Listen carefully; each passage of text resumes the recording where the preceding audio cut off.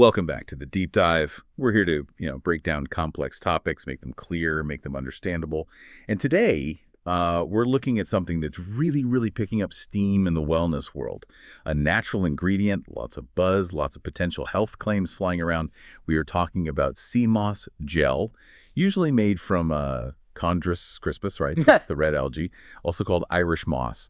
It's definitely got people talking. And well, we've pulled together our sources to really get into what's behind all this popularity. Yeah, it's definitely attracting a lot of interest. But I think it's important to clarify right at the start that while the potential is there, a lot of the sort of foundational evidence, it often comes from broader research, studies on various seaweeds, different types of algae. The studies focusing only on sea moss itself are, well, a bit more limited for now.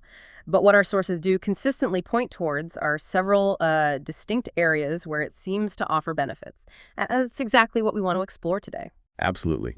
So our mission here is to cut through maybe some of the hype, give you a solid, informed view on sea moss. What are the core benefits people talk about? How is it actually used? And crucially, what are the things you need to be aware of? The cautions, the limitations, everything we're discussing is drawn straight from the research, the articles we've gathered for this deep dive. Okay, so let's start unpacking this. The very first thing I think that jumps out from, well, pretty much all our sources, is just how packed with nutrients sea moss seems to be, like a little nutritional powerhouse. Oh, it really is. Sea moss gel, it's valued for having this high concentration of essential vitamins. You've got A, C, D, E, K, a whole range of B vitamins too, and the minerals. Equally impressive. We're talking iodine, calcium, magnesium, potassium, iron, zinc, copper, selenium, manganese, phosphorus. It's quite a list. And beyond those, you also get beneficial plant compounds, things like antioxidants, polyphenols, flavonoids. These are, compounds that help protect your cells, plus essential amino acids and a decent amount of fiber. All these things together really form a strong base for overall health. Okay, so that's the broad nutritional picture. But moving beyond that, is there a specific area where sea moss, according to our sources, really makes its mark, something it's particularly known for? Yes. What comes up again and again is its role in supporting thyroid health. That's probably one of the most discussed benefits. You see, sea moss is a natural and often quite rich source of iodine. Right, and iodine is absolutely vital for the thyroid. Exactly. It's essential for your thyroid gland to produce its hormones. So, by providing that iodine, sea moss can help prevent deficiency and, well, directly support healthy thyroid function. This could make it potentially beneficial for people who might be at risk for hypothyroidism, for instance. Okay, thyroid health, that's a big one.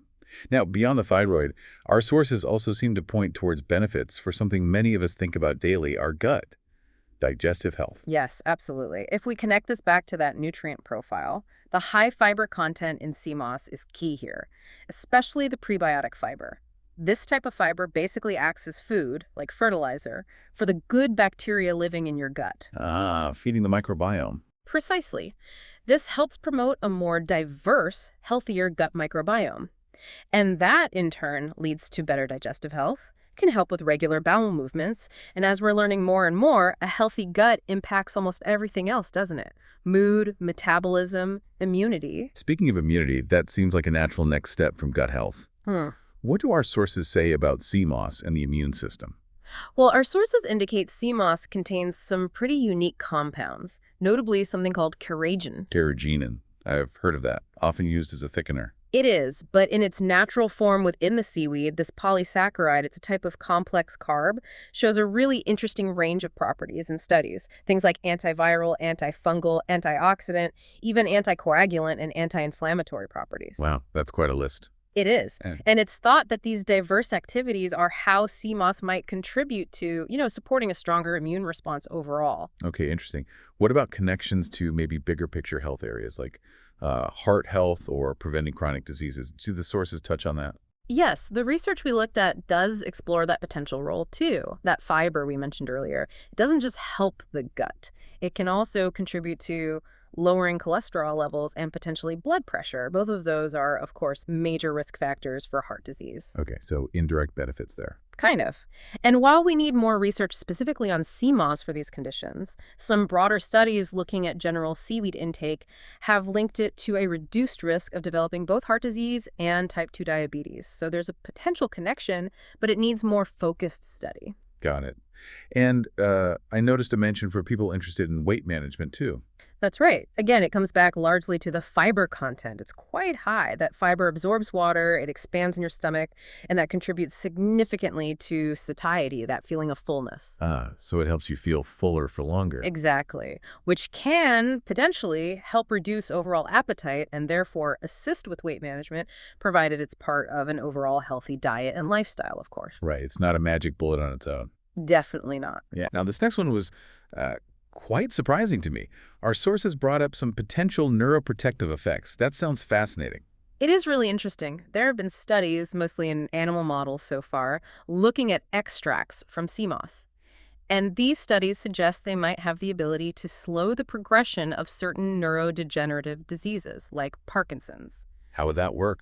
Well, the thinking is it might involve reducing oxidative stress and inflammation within brain cells processes that are known to be involved in these conditions. It's definitely promising preliminary data.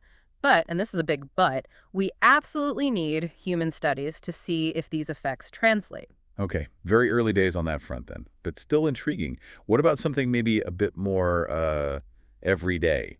Skin and hair health often comes up with natural products. Yes, and sea moss is no exception. You might even find it already listed as an ingredient in some of your skincare products. Oh, Absolutely. Whether you eat it or apply it topically as a gel, sea moss is pretty well known for hydrating and nourishing the skin and hair.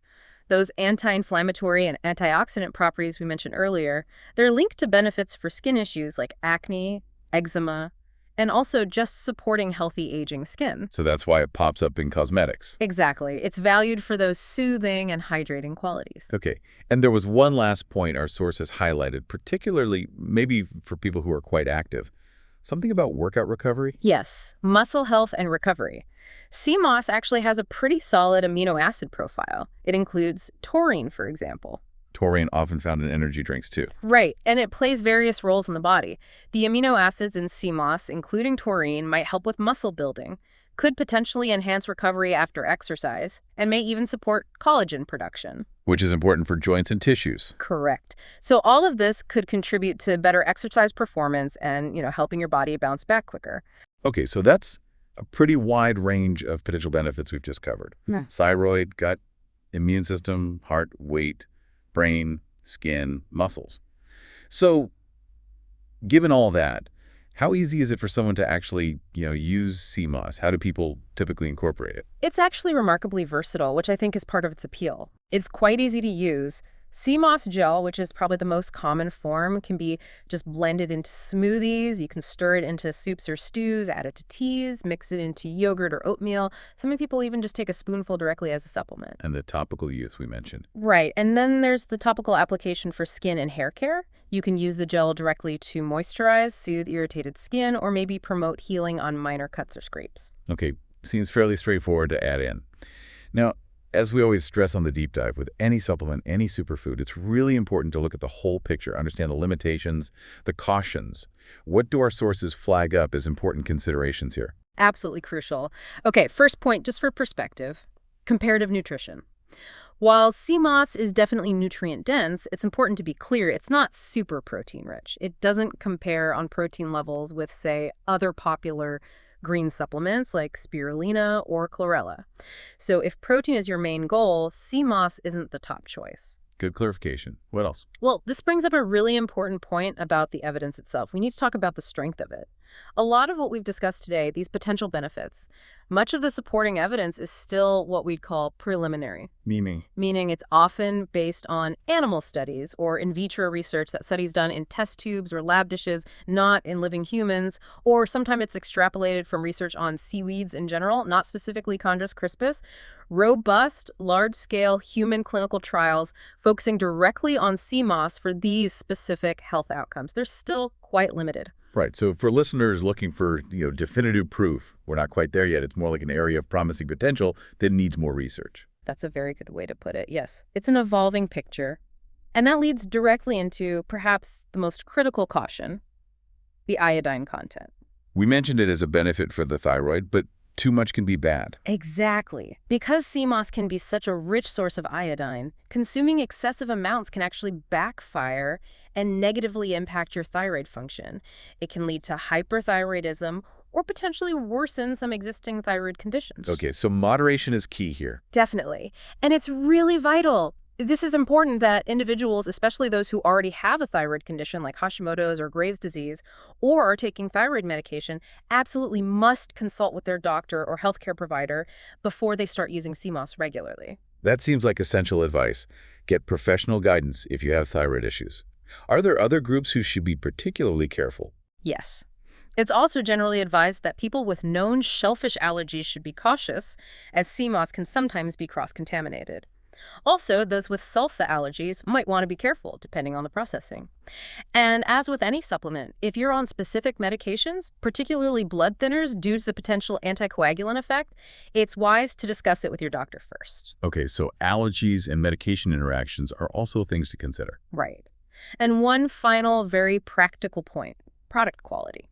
The quality, purity, and even the iodine content of commercial CMOS products can vary a lot. How so? Well, depending on where it was harvested, how it was processed, there can be variations in nutrient levels and also potential contamination with heavy metals if it's sourced from polluted waters. So what's the recommendation there?